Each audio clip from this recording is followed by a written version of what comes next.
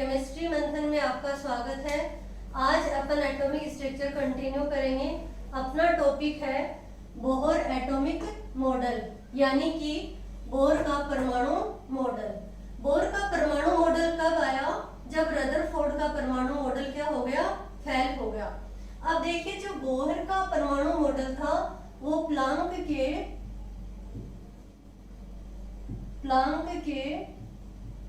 Quantum सिद्धांत पर आधारित था। यानी कि जो प्लांक का क्वांटम सिद्धांत था उस पर आधारित था। कैसे था कि जैसे एक वेव होती है, ये एक वेव है, तो प्लांक ने क्या बोला था कि जो वे वेव नेचर है ये क्या है, छोटे छोटे क्वांटाओं से बनी होती है। यानी कि छोटे छोटे जो एनर्जी के क्या है, पैकेट्स हैं, उनसे बनी हुई होती है। और इस एनर्जी के पैकेट को उन्होंने क्या नाम दिया था? फोटोन। क्या नाम दिया था? फोटोन नाम दिया था। ये था प्लांक का क्वांटम सिद्धांत और इसी पे क्या आधारित था? नील्स बोर का परमाणु मॉडल। तो देखिए, नील्स बोर का जो परमाणु मॉडल है वो क्या है? नील्स बोर ने क्या कहा था? सबसे पहले उन्होंने बताया कि जो न्यूक्लियस है, यानी कि जो नाभिक है, नाभिक में प्रोटॉन और क्या है, न्यूट्रॉन पाए जाते हैं। अब जो इलेक्ट्रॉन होते हैं वो क्या कर रहे हैं? इसके चारों ओर चक्कर लगा रहे हैं। बट जो चारों ओर चक्कर लगा रहे हैं उनका जो पाथ है वो एक सर्कुलर पाथ होगा। सर्कुलर पाथ यानी निश्चित पाथ होगा कि एक इलेक्ट्रॉन जो होगा वो अगर इस पाथ में चक्कर लगा रहा है, इस सर्किल में चक्कर लगा रहा है तो यही होगा, इसमें है तो यही होगा, इनमें है तो यही होगा और इसमें है तो यही होगा।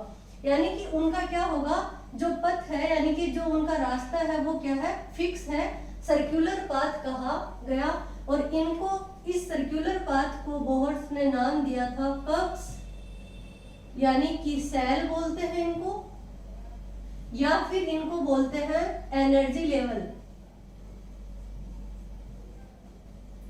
या बोलते हैं एनर्जी लेवल, यानी कि ऊर्जा स्तर। ये कक्स भी हो सकते हैं, सेल भी हो सकते हैं, ऑर्बिट भी बोल सकते हैं इनको। क्या बोला? ऑर्बिट, कक्स, सेल या फिर एनर्जी लेवल या ऊर्जा स्तर। इनको अलग अलग नाम दिया कि ये होते हैं जैसे 1, 2, 3 और 4। बोर ने इनको नाम दिया के, एल, एम और एन। ये अपन आगे की क्लास में पढ़ेंगे कि के, एल, एम, एन क्या थे। अभी सिर्फ इतना है कि जो निश्चित पाथ थे उनको नाम दे दिया 1, 2, 3, 4, यानी कि के, एल, एम, एन। नेक्स्ट जो बोर ने बताया वो क्या था कि जब एक इलेक्ट्रॉन, यानी कि यहाँ पे इलेक्ट्रॉन है, ये क्या कर रहा है, न्यूक्लियस के अराउंड मूव कर रहा है, यानी कि न्यूक्लियस के चारों ओर घूम रहा है। तो नील्स बोर ने बताया कि जो ये इलेक्ट्रॉन इस नाभिक के चारों ओर घूमता है तो इसका एक क्या होता है, कोणीय संवेग होता है। कोणीय संवेग यानी कि क्या होता है, mvr = nh/2π। कोणीय संवेग होता है एंगुलर मोमेंटम, यानी कि जो एंगुलर मोमेंट है वो क्या होगा, mvr = nh/2π। n क्या है, n = क्या होता है, फिक्स, जैसे 1, 2, 3, 4। ये जो संख्या है ये होगी, इनको क्वांटाइज दिया था। क्वांटाइज जो संख्याएं हैं उन्हीं में क्या लागू होता है, ये कोणीय संवेग लागू होता है nh/2π। जैसे अगर इलेक्ट्रॉन न्यूक्लियस है, न्यूक्लियस से चलेंगे आगे, तो जब इसका कोणीय संवेग nh/2π, यानी कि जब पहले कोष में इलेक्ट्रॉन है तो क्या होगा, उसका कोणीय संवेग 1h/2π। और यहाँ पे क्या हो जाएगा, इस इलेक्ट्रॉन का कोणीय संवेग 1h/2π। अब इसके बाद में जो ये जगह खाली है, यहाँ पे इलेक्ट्रॉन नहीं होगा। इलेक्ट्रॉन कहाँ होगा, यहाँ पे। यहाँ इसमें इलेक्ट्रॉन क्यों होगा, क्योंकि अब इलेक्ट्रॉन का कोणीय संवेग क्या हो जाएगा, 2h/2π। इलेक्ट्रॉन फिर यहाँ नहीं होगा, सॉरी यहाँ नहीं होगा, इलेक्ट्रॉन यहाँ हो जाएगा 3h/2π। और फिर यहाँ नहीं होगा, यहाँ होगा, इसमें होगा इलेक्ट्रॉन, तो ये इलेक्ट्रॉन, यानी कि यहाँ हो जाएगा 4h/2π। तो जो कोणीय संवेग होता है वो होता है NH/2π, और इलेक्ट्रॉन जब न्यूक्लियस के चारों ओर मूव कर रहा है तो जब इसका कोणीय संवेग फिक्स वैल्यू यानी कि n इक्वल्स टू मैंने बताया 1 2 3 4 1h/2π 2h/2π 3h/2π और 4h/2π, तभी क्या होंगे, इलेक्ट्रॉन यहाँ पे गति करेंगे, नहीं तो इलेक्ट्रॉन यहाँ नहीं होंगे। ये बताया था नील्स बोर ने, यानी कि mvr इक्वल्स टू क्या होता है NH/2π। ये पोस्टुलेट भी नील्स बोर ने दिया। नेक्स्ट पोस्टुलेट क्या था नील्स बोर का, उन्होंने कहा जब एक इलेक्ट्रॉन यहाँ चारों ओर जब चक्कर लगा रहा है एक न्यूक्लियस के, तो उसका क्या होगा, कुछ ना कुछ क्या लगेगा, इस न्यूक्लियस की ओर अट्रैक्शन होगा, और न्यूक्लियस का भी क्या होगा, इस इलेक्ट्रॉन की तरफ क्या होगा, आकर्षण होगा। तो उन्होंने क्या नाम दिया था, दो फोर्स होते हैं, एक होता है सेंट्रीफ्यूगल फोर्स और एक होता है सेंट्रीपिटल फोर्स, यानी कि एक होता है अभिकेंद्रीय बल, अभिकेंद्रीय बल, और एक होता है अपकेंद्रीय बल, अपकेंद्रीय बल। अब देखिए अभिकेंद्रीय बल और क्या होता है, अपकेंद्रीय बल। जो अभिकेंद्रीय बल है उसको सेंट्रीपिटल फोर्स बोलते हैं, और जो अभिकेंद्रीय बल है उसको सेंट्रीफ्यूगल फोर्स बोलते हैं। यानी कि जो सेंट्रीपिटल फोर्स होगा वो क्या होगा, बाहर से अंदर लगेगा, यानी कि ये जो इलेक्ट्रॉन है इसका अट्रैक्शन किसकी साइड होगा, इसका ऊपर लगेगा, न्यूक्लियस के ऊपर। इस इलेक्ट्रॉन का फोर्स इधर लग रहा है तो सेंट्रीपिटल फोर्स, और सेंट्रीफ्यूगल फोर्स क्या होगा, न्यूक्लियस से लगेगा इलेक्ट्रॉन की तरफ, तो वो होगा सेंट्रीफ्यूगल फोर्स। जब सेंट्रीपिटल और सेंट्रीफ्यूगल फोर्स दोनों बराबर हो जाएंगे तब क्या होगा, एक इलेक्ट्रॉन अपने निश्चित पाथ में घूमेगा, यानी कि निश्चित पाथ में मूव करेगा। ये क्या होते हैं, ये होते हैं mv² upon r equals to ZE² r²। ये दोनों फोर्स बराबर हैं, तभी इलेक्ट्रॉन गति करेगा इस सेल या कक्ष के अंदर। इसको अपन थोड़ा और शॉर्ट कर सकते हैं, ये r से r कट हो जाएगा, तो mv² equals to ZE² upon r लिख सकते हैं। अब नेक्स्ट पोस्टुलेट क्या था बोर का, उन्होंने बताया कि जब एक इलेक्ट्रॉन, ये न्यूक्लियस है, प्रोटॉन और न्यूट्रॉन, और ये जब चक्कर लगा रहे हैं अपने एक निश्चित पाथ में, तो जब इलेक्ट्रॉन एक अपनी कक्षा में घूमता है तो वो ना तो एनर्जी का क्या करेगा, लॉस करेगा, और ना ही एनर्जी गेन करेगा, यानी कि ऊर्जा का क्या होगा, संरक्षण होता है, ऊर्जा का कुछ भी नुकसान नहीं होता है उसका, ना तो वो ऊर्जा उसकी कम होगी और ना ही उसकी ऊर्जा ज्यादा होगी।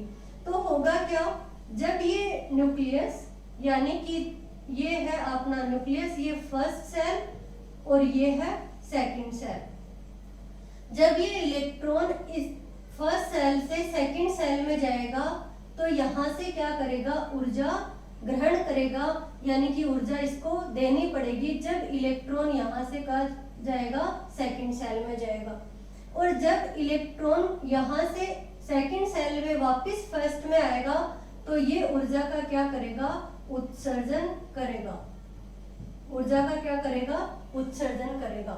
यानी कि जब इलेक्ट्रॉन एक ही पाथ में मूव कर रहा है, अपनी एक निश्चित कक्षा में घूम रहा है, तो ना तो ऊर्जा ग्रहण करेगा और ना ही ऊर्जा को बाहर निकालेगा। अब अगर वो एक सेल से दूसरे सेल में जा रहा है तो ऊर्जा को ग्रहण करेगा, और अगर उच्च सेल से निम्न सेल में आ रहा है तो ऊर्जा को क्या करेगा, इमिट करेगा, यानी कि बाहर निकालेगा। तो ये हुआ बोर के पोस्टुलेट, यानी कि सबसे पहले नील्स बोर ने क्या कहा था कि निश्चित पाथ होते हैं जहां इलेक्ट्रॉन चक्कर लगा रहे होते हैं, उनको नाम दिया KLMN, या कहा 1 2 3 4। दूसरा पोस्टुलेट था कि जब इलेक्ट्रॉन चक्कर लगा रहा है तो उसका कोणीय संवेग फिक्स होता है mvr equals to nh/2π। Next क्या बताया कि जब इलेक्ट्रॉन जब चक्कर लगाता है तो दो फोर्स काम करते हैं, अभिकेंद्रीय बल और अपकेंद्रीय बल। ये दोनों जब बराबर होते हैं जब ही इलेक्ट्रॉन निश्चित पाथ में चक्कर लगा रहा होता है। फोर्थ पोस्टुलेट बताया कि जब एक इलेक्ट्रॉन अपनी कक्षा में मूव कर रहा होता है, अपनी ही कक्षा में घूमता है, तो उसकी एनर्जी ना तो क्या होती है लॉस होती है, ना ही वो बाहर निकालता है। तो ये क्या होता है जब इस सेल से यानी कि निम्न सेल से उच्च सेल में जाएगा तो अपन को इलेक्ट्रॉन को ऊर्जा देनी पड़ेगी और उच्च से निम्न आएगा तो ऊर्जा का उत्सर्जन करेगा। ये स्पेक्ट्रम अपन नेक्स्ट क्लास में पढ़ेंगे। आगे है हाइड्रोजन स्पेक्ट्रम, उसमें मैं समझाऊंगी आपको। ये हुए आपके बोर के पोस्टुलेट्स। बोर ने क्या दिया था कि जैसे ये न्यूक्लियस है तो न्यूक्लियस से इलेक्ट्रॉन के जो बीच की दूरी थी वो बताई थी, उसको नाम दिया उन्होंने रेडियस यानी कि त्रिज्या। तो उन्होंने त्रिज्या ज्ञात करने का फॉर्मूला बताया कि त्रिज्या कैसे ज्ञात की जाती है, वेलोसिटी यानी वेग बताया और ई यानी ऊर्जा बताया। इन ये फॉर्मूले क्या होते हैं इंपॉर्टेंट होते हैं और एग्जाम में भी इनसे क्वेश्चन पूछे जाते हैं। तो अब अपन सबसे पहले क्या करेंगे, नील्स बोर की अलग अलग कक्षाओं के लिए त्रिज्या क्या थी। तो देखिए सबसे पहले ये जो कोणीय संवेग है mvr इक्वल्स टू nh/2π, ये mvr इक्वल्स टू nh/2π। जब कोई भी इलेक्ट्रॉन जब सर्कुलर पाथ में घूम रहा है तो उसका कोणीय संवेग कितना है nh/2π। इसको ऐसे भी लिख सकते हैं v equals to nh/2π m और r। यानी कि क्या किया, v को बाहर निकाल लिया, वेलोसिटी हो गई nh/2π m r। आगे देखा था कि जब अभिकेंद्रीय बल और अपकेंद्रीय बल दोनों क्या हो जाते हैं बराबर होता है तब इलेक्ट्रॉन चारों ओर चक्कर लगा रहा है, जिसका फॉर्मूला आया था mv² इक्वल्स टू ze²/r। लिख देते हैं यहाँ पे mv² इक्वल्स टू ze²/r। इस v की वैल्यू यहाँ पुट करेंगे, यानी कि ये स्क्वायर है तो इस पूरे का भी क्या हो जाएगा स्क्वायर हो जाएगा। तो देखिए इस v की वैल्यू क्या करते हैं यहाँ पुट करते हैं तो क्या होगा m और क्या आ जाएगा n² h² इक्वल्स टू 2π, यानी कि 2 का स्क्वायर होगा तो कितना आएगा 4π² m² और r² इक्वल्स टू ze²/r। जो वैल्यू कट रही है काट देंगे, यानी इस r से क्या कट रहा है ये r कट गया, इस m से क्या कट रहा है ये m कट गया। वैल्यू क्या बची, वैल्यू बच रही है n² h² 4π² m r और z²। ये जो n² h² 4π² m r है, ये जो r है इसको बाहर निकालेंगे, यही क्या होगी रेडियस होगी। यानी कि इस r को क्या कर रहे हैं बाहर निकाल रहे हैं। इस r को बाहर निकालेंगे तो क्या बचेगा n² h² अपॉन 4π² m और z² यानी कि r को क्या कर लिया, इस r को बाहर निकाल लिया तो बचा n² h² 4π² m z²। अब जो कांस्टेंट वैल्यू है उनको एक साइड में लिख लेंगे और जो अपने वेरिएबल है उसको अलग लिख लेंगे। तो जो कांस्टेंट वैल्यू है वो मैं अलग लिख रही हूँ, देखना h² कांस्टेंट है प्लांक कांस्टेंट, जिसकी वैल्यू क्या होती है h की वैल्यू होती है 6.626 इंटू 10⁻⁻34 जूल सेकंड होती है। अब देखिए h² कांस्टेंट है, 4 कांस्टेंट वैल्यू होता है, पाई कांस्टेंट है, m होता है इलेक्ट्रॉन का द्रव्यमान और जो ई स्क्वायर है वो इलेक्ट्रॉन पे आवेश, ये अपन द्रव्यमान आवेश सब पढ़ चुके हैं। और जो वेरिएबल जो वैल्यू आएगी वो क्या आ गई अपनी कि ऊपर है एन स्क्वायर और नीचे है जेड, यानी कि मैं ये कहूँ ये कांस्टेंट वैल्यू का इसको अपन ने अलग कर लिया और जो एन स्क्वायर और जेड स्क्वायर वेरिएबल है वो अलग हो गए। अब जो इसकी वैल्यू आएगी पूरे की टोटल, अगर इसको मल्टीप्लाई करेंगे तो वैल्यू निकलेगी, वो निकलेगी r बराबर 0.529 into N square upon Z. और ये जो वैल्यू आ रही है ये वैल्यू किस में आएगी, ये आएगी एंगस्ट्रॉम में, यानी कि ये वैल्यू किस में आई, एंगस्ट्रॉम में वैल्यू निकल के आई। तो अब क्या होगा कि जैसे ये रेडियस है इसके लिए अपन एक फॉर्मूला भी बना सकते हैं, जैसे r जो है रेडियस जो है ये क्या है, समानुपाती है किसके, n स्क्वायर के, यानी कि n क्या है अपना, n है कोसों की संख्या 1 2 3 4, तो जैसे जैसे कोस बढ़ेंगे वैसे वैसे r भी बढ़ेगा। ये जो देखो डायरेक्टली प्रोपोर्शनल का मतलब होता है, समानुपाती का मतलब होता है अगर ये बढ़ेगी तो ये भी बढ़ेगी। तो जब रेडियस बढ़ेगी तो कोसों की संख्या भी क्या होगी, बढ़ेगी। और दूसरा फॉर्मूला क्या बन सकता है, जो रेडियस है वो व्युत्क्रमानुपाती है किसके, जेड के, व्युत्क्रमानुपाती है जेड के। तो ये अपन क्या कर सकते हैं, इसे फॉर्मूला बना सकते हैं, एग्जाम में भी पूछा जा सकता है। एक बार देखिए mvr equals to nh upon 2 v क्या किया मैंने, v को अलग निकाल लिया, nh अपॉन 2 mr, v की वैल्यू क्या हुई, यहाँ से अपन ने पुट की, स्क्वायर कर दिया, जो वैल्यू कट रही है काट दिया, r को बाहर निकाला, रेडियस को बाहर निकाला, तो जो वैल्यू निकल के आई वो क्या आई, ये निकल के आई। वेरिएबल जो है उसको अलग कर दिया, कांस्टेंट वैल्यू को अलग किया, कांस्टेंट का मान इतना आया और ये फॉर्मूला अपना आ गया। वैल्यू किसमें है, ये एंगस्ट्रॉम में। अब अपन देखेंगे नील्स बोर ने जो वेग निकाला था अलग अलग कक्षाओं के लिए वो कैसे निकाला था। तो देखिए सबसे पहले वही formula mvr equals to nh upon 2 तो अपन v को क्या करेंगे, अलग करेंगे, क्योंकि अपन को क्या निकालना है, वेलोसिटी निकालनी है। तो ये आ जाएगा nh अपॉन 2 और m और r, यानी कि वेलोसिटी निकालनी है तो v अलग निकाल लिया, nh अपॉन 2 और m और r आ जाएगा। अब देखिए r क्या है, r है रेडियस, यानी कि ये जो रेडियस है त्रिज्या है इसकी वैल्यू अपन ने निकाल ली। रेडियस का अभी थोड़ी देर पहले फॉर्मूला निकाला था n square h square 4 square m z e square. इस r की जगह ये r की वैल्यू पूरी क्या कर देंगे, पुट कर देंगे। तो देखिए क्या वैल्यू आ जाएगी, v equals to nh upon 2 m और इस r की जगह ये पूरी वैल्यू पुट करेंगे तो क्या हो जाएगा, n स्क्वायर h स्क्वायर, ये वैल्यू ऊपर जाएगी 4 square m z e square.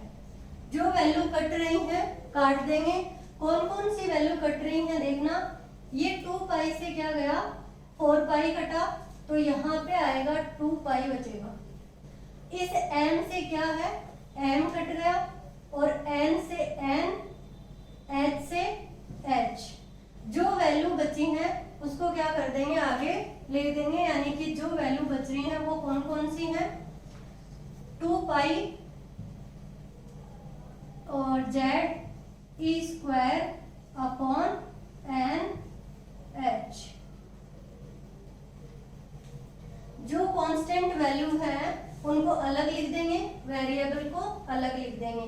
तो कांस्टेंट वैल्यू क्या है, 2 कांस्टेंट है, पाई कांस्टेंट है, e स्क्वायर कांस्टेंट है और h भी क्या है, कांस्टेंट है।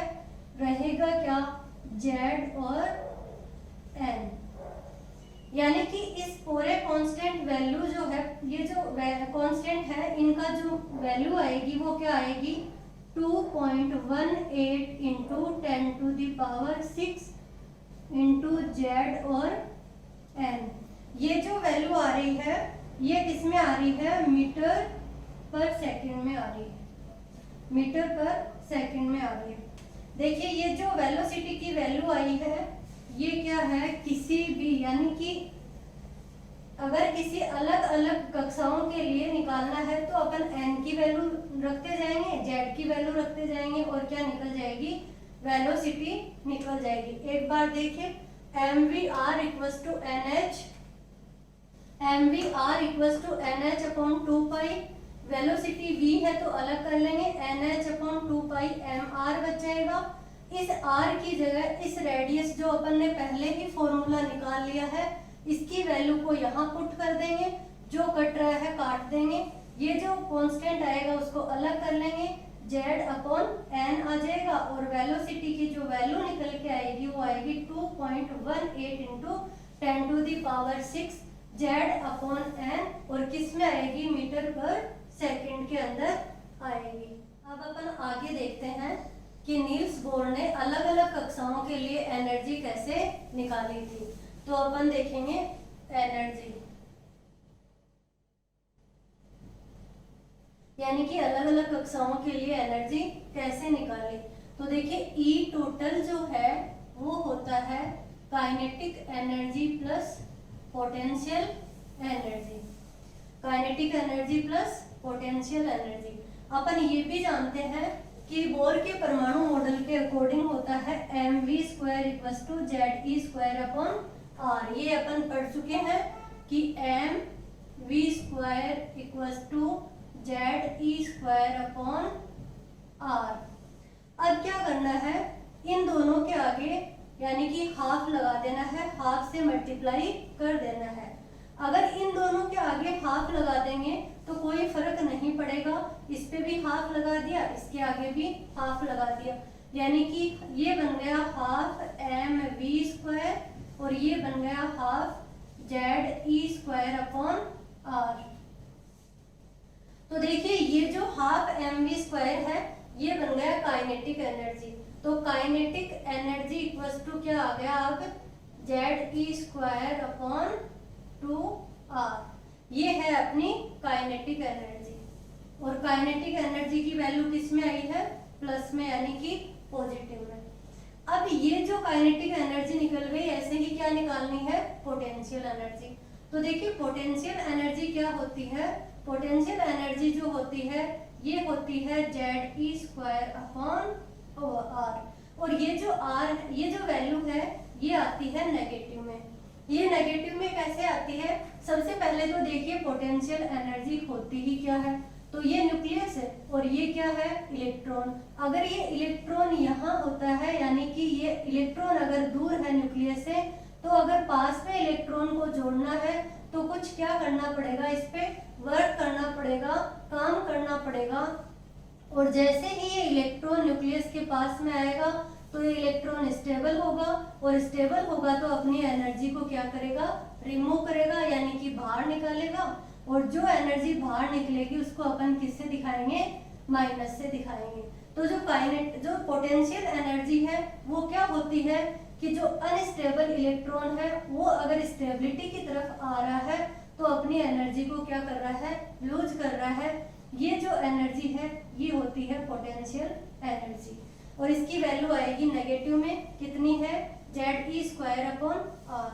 अब अपन इस फॉर्मूले में रख देंगे टोटल एनर्जी क्या थी अपनी, kinetic energy plus potential energy. तो काइनेटिक एनर्जी कितनी हो गई अपनी, काइनेटिक एनर्जी है ze² अपॉन 2r और पोटेंशियल एनर्जी कितनी है अपनी, है ये नेगेटिव में ze² अपॉन r। अब देखिए ये इसका 2 एलसीएम लेंगे, सॉरी 2r एलसीएम लिया और 2 एलसीएम लेने के बाद में ये बचेगा ze² यानी कि जो टोटल एनर्जी है ये भी क्या आई है, माइनस ze² अपॉन 2r। जो टोटल एनर्जी है वो नेगेटिव में आई है और जो काइनेटिक एनर्जी है वो पॉजिटिव में है। डिफरेंस क्या है कि टोटल एनर्जी है नेगेटिव में आई है और काइनेटिक एनर्जी क्या है, पॉजिटिव में आई है। अब जो टोटल एनर्जी है निकल गई z² अपॉन 2r।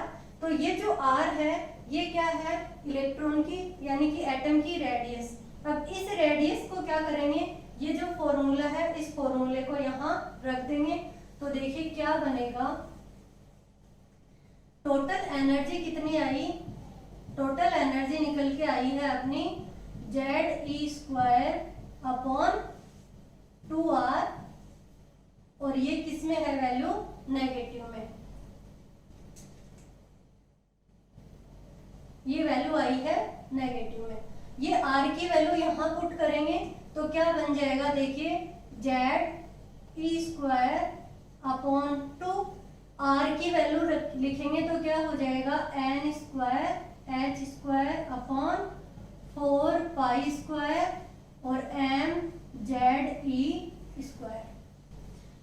ये जो 2 है ये इससे 4 कटेगा तो क्या बचेगा 2, बाकी कुछ कट नहीं रहा, ऐसा का ऐसा लिख देंगे। तो क्या हो जाएगा ZE² इंटू ये क्या है 2π² MZE² और अपॉन में क्या है N² H²। ये निकल के आ रही है अपनी टोटल एनर्जी। अब इस टोटल एनर्जी में अपन इसको रीअरेंज करेंगे, ये निकल के आ रही है नेगेटिव में अपनी, किस में निकल के आ रही है, नेगेटिव में। ये जो नेगेटिव में वैल्यू आ रही है इसको अपन क्या करेंगे, रीअरेंज करेंगे। तो रीअरेंज करेंगे तो E टोटल इक्वल्स टू क्या हो जाएगा, E टोटल इक्वल्स टू हो जाएगा नेगेटिव में -2 लिखेंगे पहले, तो ये है 2π², Z एक Z ये रहा तो Z² और E² ये है, E² ये है M और E4 और ये हो जाएगा N² H²। यानी कि जो अपनी E टोटल निकल के आई है ये है -2π² Z² M E4 upon N² H²। अब ये जो वैल्यू है इसको वेरिएबल और कांस्टेंट अलग कर लेंगे। तो जो कांस्टेंट वैल्यू है ये देखिए क्या है, माइनस में 2π² Z बाहर निकालेंगे, M जो होता है मास ये कांस्टेंट वैल्यू है, इलेक्ट्रॉन पे चार्ज भी कांस्टेंट है और क्या है N² H²। बाहर क्या निकला, बाहर इधर से निकलेगा Z² और ये निकला N²। यानी कि ये जो पूरा है ये अपना क्या है, कांस्टेंट वैल्यू है और ये अपनी वेरिएबल है। अब जो कांस्टेंट वैल्यू है ये इसका कितनी वैल्यू आएगी, ये आएगी 2.18 इंटू 10⁻⁻18 और ये है Z² अपॉन N²। ये जो वैल्यू आई है ये आएगी जूल पर एटम में, किस में आएगी, जूल पर एटम में। देखिए जो टोटल वैल्यू आई है वो कितनी आई है 2.18 into 10⁻⁻18 Z² upon N² joule पर एटम में। इसको अर्ग पर एटम भी कर सकते हैं। अर्ग पर एटम कैसे कर सकते हैं, जैसे ये वैल्यू है कितनी निकली, E टोटल निकला अपना 2. माइनस में है ये वैल्यू, माइनस में आई 2.18 इंटू 10⁻⁻11 कर देंगे और ये हो जाएगा Z² अपॉन N² और ये हो जाएगी अपनी अर्ग पर एटम। यानी कि ये जो वैल्यू आ रही है ये किस में आ रही है, माइनस में आ रही है। अभी जो वैल्यू है इसको अपन इलेक्ट्रॉन वोल्ट में भी निकाल सकते हैं। इलेक्ट्रॉन वोल्ट में निकालने के लिए क्या करेंगे, इसमें इलेक्ट्रॉन का जो चार्ज है उससे डिवाइड कर देंगे तो जो वैल्यू आएगी वो किस में निकल के आ जाएगी, इलेक्ट्रॉन वोल्ट में। और वो कितनी आएगी 13.6 इंटू Z² अपॉन N²। ये वैल्यू भी किस में निकल के आई है, नेगेटिव में निकल के आई है। तो जो ये निकली है ये किसमें है, इलेक्ट्रॉन वोल्ट में। यानी कि एनर्जी को अपन ने कितने टाइम में निकाल लिया, अर्ग पर एटम में निकाल लिया, जूल पर एटम में निकाल लिया और ये क्या निकाल लिया, इलेक्ट्रॉन वोल्ट में निकाल लिया। अब जो एनर्जी का और इन जो एटॉमिक नंबर है और जो सेल है इनका जो रिलेशन है वो रिलेशन क्या बन सकता है। देखिए बच्चों, क्वेश्चन कैसे आएगा एग्जाम में कि जो एनर्जी निकली, यानी कि जो एनर्जी है, जो टोटल एनर्जी बोलूं या एनर्जी बोलूं, ये क्या है, डायरेक्टली प्रोपोर्शनल है किसके, जेड स्क्वायर के। बट जो जेड स्क्वायर है ये नेगेटिव में है, तो ये नेगेटिव जेड स्क्वायर के क्या है, डायरेक्टली प्रोपोर्शनल है। अब ये जो नेगेटिव जेड स्क्वायर है इसका मतलब क्या हो गया कि जब एनर्जी, जब जेड स्क्वायर यानी कि एटॉमिक नंबर बढ़ेगा तो ई क्या है, एनर्जी कम होगी। क्यों, क्योंकि ये वैल्यू किस में है, नेगेटिव में, यानी कि जब ई बढ़ेगा तो जेड क्या होगा, कम होगा। या ऐसे बोल दे कि जेड कम होगा तो ई बढ़ेगा। अब देखिए ये क्या है, एन स्क्वायर यानी कि कोसों की संख्या, तो क्या आ जाएगा, कोसों की संख्या का रिलेशन क्या बन जाएगा, ई अगर इंक्रीज हो रहा है, ई बढ़ रहा है, तो एन भी क्या होगा, बढ़ रहा है। क्यों, क्योंकि देखिए एन इंक्रीज क्यों होगा ऐसा, क्योंकि देखिए अब ये दिख रहा क्या है कि एनर्जी के क्या है, इनवर्सली प्रोपोर्शनल है, बट ये नेगेटिव में वैल्यू है, तो नेगेटिव में अगर ये एन बढ़ रहा है तो एनर्जी भी क्या हो रही है, बढ़ रही है, तो एनर्जी बढ़ेगी तो एन भी क्या होगा, बढ़ेगा।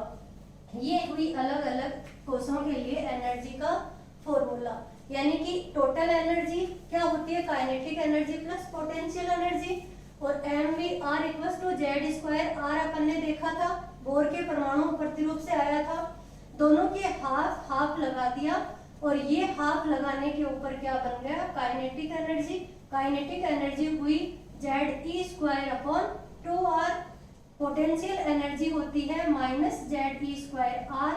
मैंने बता दिया माइनस क्यों आता है, क्योंकि जब एक एटम है और एटम के पास यानी न्यूक्लियस के पास इलेक्ट्रॉन जोड़ते हैं तो वो क्या करता है, स्थायित्व की तरफ आता है और अपना इलेक्ट्रॉन जो अपनी एनर्जी को रिलीज करता है वो होती है पोटेंशियल एनर्जी। ये वैल्यू हमेशा नेगेटिव में होती है। ई टोटल क्या हो जाएगा, Z E square upon 2r, plus में करेंगे यानी कि minus Z E square upon R, total निकल के आएगी Z E square upon 2r। ये जो r है ये है रेडियस, इस r में अपन ने क्या किया, ये जो रेडियस का जो फॉर्मूला आया था, जो वैल्यू आई थी वो पुट कर दी। अभी जेड स्क्वायर अपॉन 2 r की वैल्यू पुट करने पे बन गया 4 pi square M Z E square N square upon H square. ये जो वैल्यू है इसको रीअरेंज करके लिखेंगे, कांस्टेंट जितनी वैल्यू है उनको अलग लिखा, वैल्यू का जो मान आएगा वो आएगा minus 2.18 into 10 to the power minus 18 और Z square upon N square joule पर एटम में। अगर बात करें अर्क पर एटम की तो क्या हो जाएगा, -7 कम हो जाएगा और क्या आ जाएगा अर्क पर एटम में। बात करते हैं इलेक्ट्रॉन वोल्ट की, तो इलेक्ट्रॉन वोल्ट में क्या हो जाएगा, इस वैल्यू के अंदर इलेक्ट्रॉन के जो चार्ज से अगर डिवाइड कर देंगे तो ये इलेक्ट्रॉन वोल्ट में निकल के आ जाएगा। ये रिलेशन मैंने आपको बता दिया है। यहाँ से क्वेश्चन जरूर आता है बोर का परमाणु प्रतिरूप के ऊपर। अब अपन पढ़ेंगे कि ये बोर का भी परमाणु मॉडल हुआ वो फेल क्यों हो गया, इसमें भी क्या कमियां थी जिसके कारण बोर का मॉडल फेल हो गया। तो देखिए बच्चों, अब अपन आगे देखेंगे लिमिटेशन ऑफ बोहर मॉडल, यानी कि बोहर मॉडल की सीमाएं क्या क्या थी। सीमाएं या कमियां क्या थी। तो बोहर मॉडल की भी कमी रह गई थी। बोहर मॉडल की कमी क्या थी बच्चों, देखिए बोहर मॉडल जो था वो सिंगल इलेक्ट्रॉन सिस्टम पे ही काम कर रहा था, यानी कि हाइड्रोजन में क्या है, एक इलेक्ट्रॉन, तो हाइड्रोजन पे ही अप्लाई हो रहा था कौन, बोर का जो मॉडल था वो। तो अब हाइड्रोजन की तरह ही देखिए, अगर अपन हीलियम ले तो हीलियम से क्या करना पड़ेगा, एक इलेक्ट्रॉन निकालना पड़ेगा, क्योंकि हीलियम में कितने इलेक्ट्रॉन होते हैं, 2 इलेक्ट्रॉन होते हैं। ऐसे ही लिथियम, तो लिथियम में कितने हैं, 3 इलेक्ट्रॉन होते हैं, तो 2 इलेक्ट्रॉन को क्या करना पड़ेगा, निकालना पड़ेगा। ऐसे ही अपन ले ले बेरिलियम, तो बेरिलियम में से कितने इलेक्ट्रॉन निकालने पड़ेंगे, 3 इलेक्ट्रॉन। तो जितने भी अपन इलेक्ट्रॉन सिस्टम ले रहे हैं, जितना भी अपन एटम ले रहे हैं, उसमें कितने इलेक्ट्रॉन है उन सबको निकालकर सिर्फ एक इलेक्ट्रॉन अगर रखेंगे, वो ही क्या करेगा, बोर मॉडल शो करेगा, यानी कि बोर मॉडल के लिए वो ही कैपेबल होगा।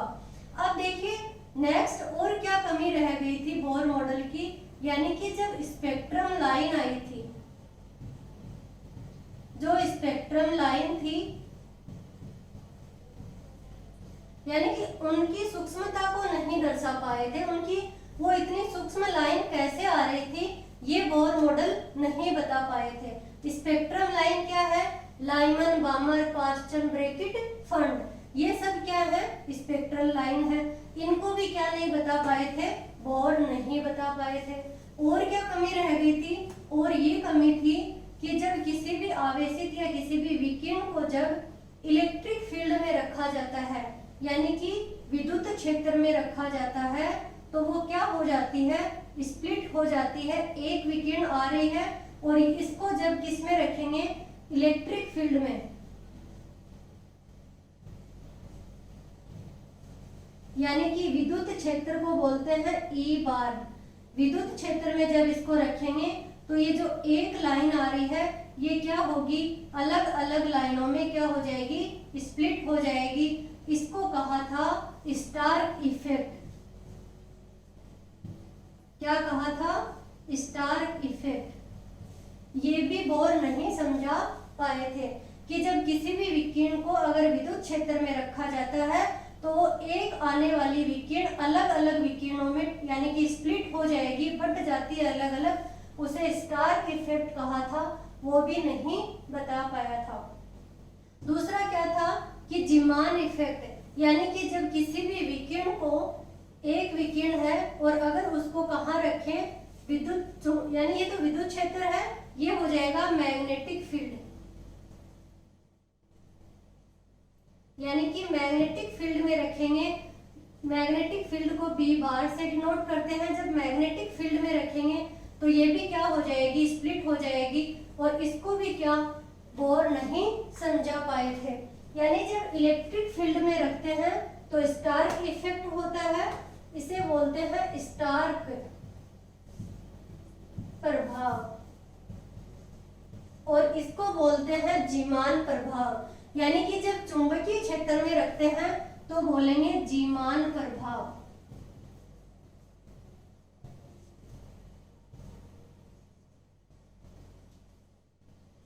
Zeeman effect.